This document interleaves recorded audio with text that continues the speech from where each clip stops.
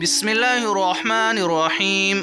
غربت و افلاس دور ہو جانے کی غرض سے جو کوئی ہر جمعہ کے دن 70 مرتبہ آیت کریمہ لا الہ الا انت سبحانک انی کنت من الظالمین پڑھے اور اس کے بعد 70 مرتبہ یہ دعا پڑھے: اللہم اکفنی بحلالک عن حرامک وَأَغْنِنِي بِفَضْلِكَ عَمَّنْ سِوَاكَ۔ انشاءاللہ 14 دن کے اندر فرد غیب سے ایسے اسباب پیدا ہو جائیں گے کہ رزق میں خیر و برکت پیدا ہو جائے گی اور وافر رزق مہیا ہوگا۔